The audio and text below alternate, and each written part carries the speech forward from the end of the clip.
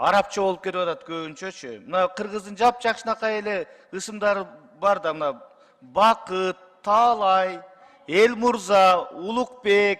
Адам аттары арапташып, кыргыз ысымдары жоголуп жатат. Мындай пикирин айткан төрага Нурланбек Шакиев кыргыз ысымдарын коюуга чакырык таштады. Аны менен бирге төрага айыл жерлеринде балдар чет тилдерде мультфильм көрүп, тили кыргызча чыкпай жатканын сыңгалды. Наристелердин тили орусча чыгып атат. Бүт телефондон, ютубтан, башкадан көрүп, бүт мультфильмдерди көрүп, орусча чыгып атат. Кыргызча чыкпай атат.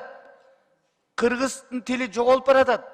Ошон үчүн мына силерге тапшырма, аткаруу бийлиги, өкмөт тез арада мультфильмдердин бардыгы мультфильмдерди кыргызчалаш керек.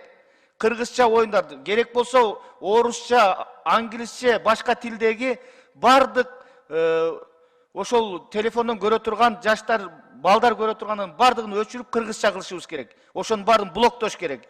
Улуттук статистика комитетинин маалыматы боюнча Кыргызстанда балдарга арабча ысым койгон ата-энелер көбөйгөн. Алар Салиха, Амина, Мухаммад, Умар ысымдары көп берилген. Салиха араб сөзү жакшы, боорукер, такыба деген маанини туюндурат. Аталган ысым ислам динин тутунган өлкөлөрдө көп, андыктан бул ысымды ыйгарган кыргызстандыктар да көп. Кимге кандай ат ылайык келет, оюна кандай келет, бүгүнкү 21-кылымда ар ким ата-эненин өзүнүн эрки. Ал Дастан коебу, Нурлан коебу, Нурланбек коебу, анын өзүнүн эрки болуш керек да. Же Майкл Джексон деп коебу, же Роналдо деп коебу, же Крис Месси деп коебу, анын өзүнүн эрки болуш керек да. Анан мен ойлойм, биз демократиялык мамлекетте болгондон кийин негизи мындай багытта радикалдуу кетпешибиз керек деп мен ойлойм да. Төраганын мындай пикири коомчулукта дагы кызуу талкууга жем таштады. Балдарга арналган чет тилдеги контенттерге бөгөт коюу туура эмес көрүнүш деп сыпаттагандар болууда. Мындай кадам жаш өспүрүмдөрдүн тил үйрөнүүсүн чектеп коерун белгилешүүдө. Учурдагы маалыматтардын 58% азыр англис тилинде болсо, биздин жаштар англис тилин билгени бул биз үчүн пайда. Бирок ошол эле учурда эне тилин унутпоо керек. Арапташуу маселесине келе турган болсок, аттардын арапташуусу бул туура эмес көтөрүлгөн. Эмнеге дегенде тарыхтагы адамдардын аттарын эле айтсак, Мухаммед Кыргыз деген тарыхый инсаныбыз бар. Ооба, билиш керек деп ойлойм, бирок негизи Кыргызстанда жашагандан кийин кыргызча тилини биринчи үйрөнүп, өзүбүздүн тилибизди, өзүбүздүн улутубузду биринчи билишибиз керек. Орус тили менен неме кылат да, мисалы менин неберелерим. Анан биз үйдө баары бир ата, апа дедиртип, биздин кыргыз тилди сакташка аракет кылабыз. Биз элибиз кыргыз тил, кыргыз өзүбүздүн тилибиз болгону менен кичине бул Бишкектен нары чыкканда эле уже орус тили менен сүйлөшүп, общаться этет экенсиң да. Чет мамлекеттин тилинде эле керек.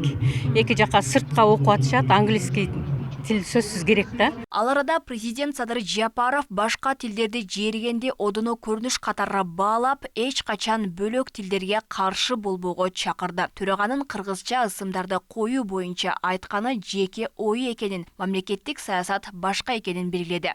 90-жылдары айылдарыбызда кыргызча сүйлөй албагандар бар болчу. Азыр тескерисинче айылдарда басымдуу көпчүлүгү орусча сүйлөй албай калбадыбы? Себеби айылдарда орус тил сабагынан берген орус мугалимдер жетишсиз болуп жатат.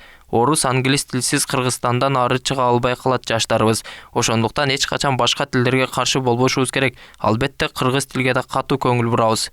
2023-жылдын июль айынан тарта мамлекеттик мекемелерде иш кагаздар кыргыз тилинде жүргүзүшү милдеттендирилген. Муну менен тил саясаты акырындап жолго коюлууда дешет. Анткени менен көп тилдүүлүк учурдун заман талабы жана андай адистерге өлкө муктаж. Жаш балдар бакчасынан баштап мамлекеттик тилде өзүнүн сөз байлыктарын көбөйтүүсү, жомокторду окуусу, жомокторду угуусу, ошол эле учурда ошо менен катар орус тилинде, англис тилинде, корей тилинде, Кытай тилинде дагы өздөрүнүн баягы куржундарын толтуруп кетүүсү бул келечек мамлекеттүүлүктүн кыргыз мамлекетинин башка дүйнөлүк масштабтагы келишимдерге кол коюу, өнүгүүсү, алар менен кызматташтыкта болуу, мисалы экономиканы көтөрүүнүн өзүндө эле